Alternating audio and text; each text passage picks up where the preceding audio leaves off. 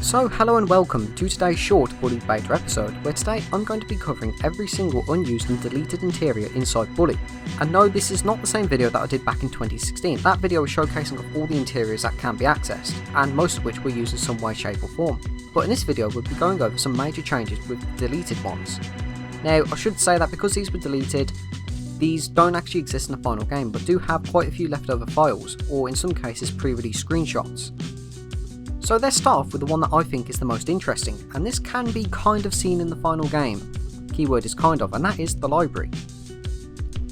Now the library actually houses a bit of a secret, which has seemingly gone unnoticed for many years. In fact, I didn't even know about this until I looked up Bully's Cutting Room Floor article, so I didn't even find this. But if you go to the library, head upstairs and take a look around the bookcases, specifically the bookcases that are on the side of the wall of the stairs you came up. You won't see it right away, but the secret lies behind this bookshelf. If we use a no-clip mod and go behind it, we can see there was going to be a secret passage behind this bookshelf. Now we do actually have some information behind this. In the game's files there is a second library interior called, well, Library 2, and this busted wall was going to take us there. Sadly though, nearly everything was cut from the library hideout. Only the busted wall and a mention in the time cycle files remain, which also mention a plethora of other cut interiors, which we'll be going over in a minute. But to me at least, even though it's small, it does hint at some kind of major changes to me, like maybe this is where Ernest's hideout was going to be initially, as it does give me that kind of vibe that this is a nerd hideout, and something definitely not authorised by the school.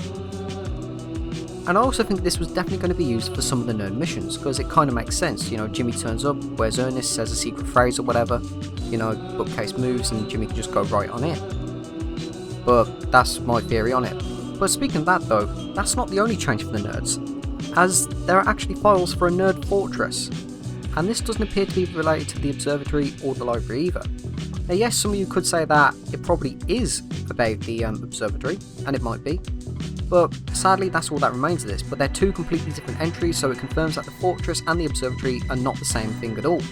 It's very likely that the Nerd Fortress was scrapped and turned into the observatory instead, but we don't have much to go off, we only have this specific texturing to go off, so make of that what you will. But the third nerd change is actually with the Nerd Safehouse. Yes, in the final game, the Nerd Safehouse does exist, but in the original version, the Nerd Safehouse may have been in a completely different place, as there is an area ID used for it, which, when loaded, spawns a player in a completely empty room with only 4 doors. Secondly, in a pre-release screenshot, we can see the original door used to access the basement wasn't enterable from Dragon's Wing comics. If you look closely enough, you can see the unloaded version has the exact same loadout, so it just confirms that the Nerd Safehouse was merged with the comic book store. But does this mean that the Nerd Safehouse was in a different location, or was it always attached to the Dragon's Wing comic store?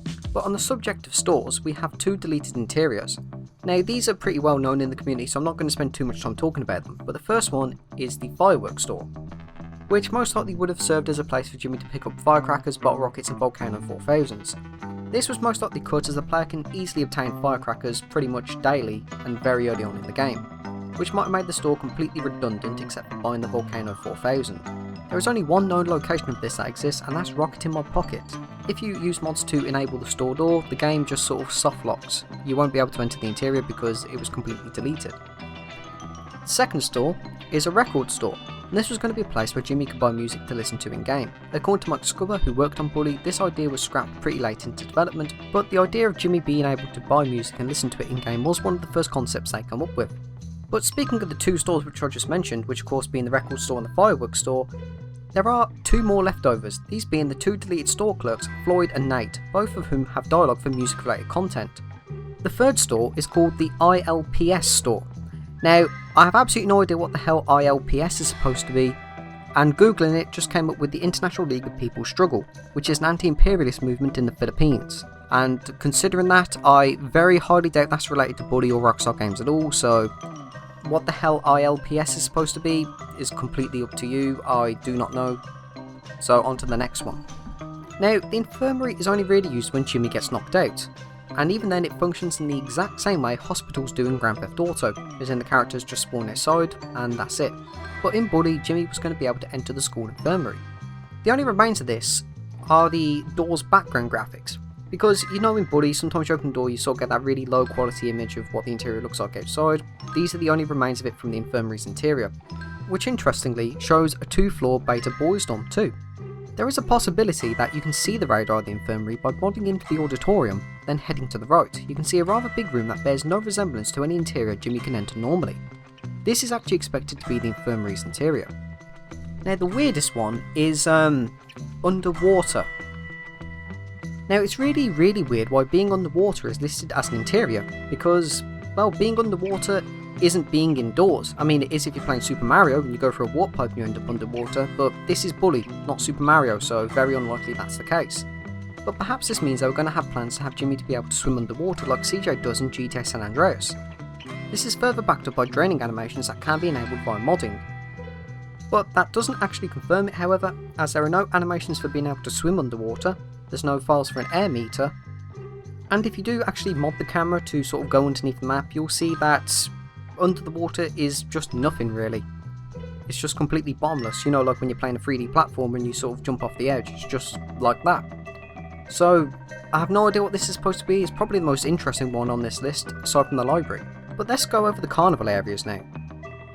Now the first one is actually Midway. Apparently a Midway is a noun in North America as an area of sideshows or other amusements at a fair or exhibition. So that confirms it's related to the carnival area at least. Most likely either an entirely cut area, or the original carnival was going to be extended a bit more. Related to the carnival as well is the gift shop. Self-explanatory, this is not actually the same gift shop that's in the final game, but a completely different one. It's most likely just scrapped, because the one we have in the final game is probably more than enough for the average player. But the biggest change to the carnival was that there was going to be multiple go-kart racing tracks. Now this is basically what it says on the tin. There's at least 3 other go-kart tracks that were known. There's Go-Kart 2, and Indoor Go-Kart Track. And of course one which I mentioned before is the Underground Racing Track, which might not be related to the carnival, but just putting it out there and I'll cover that one in a minute.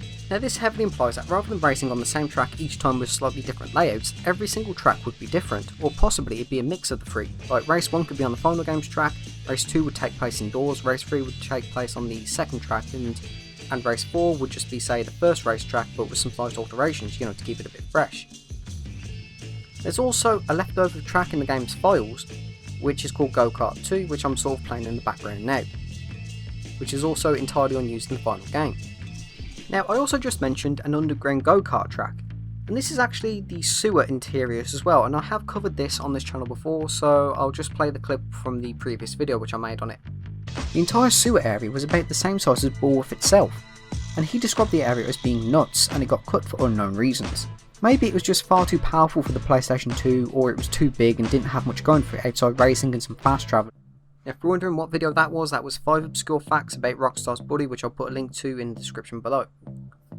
But honestly, that's it for today's video. That's just a look at some of the deleted interiors inside Bully, and I'm sorry I couldn't show more off, but these were completely deleted entirely. If a beta builder Bully surfaces, then maybe we'll probably actually get to see what these tracks look like. These tracks, these areas, you know what I mean. But thank you for watching today's video, and have a great day.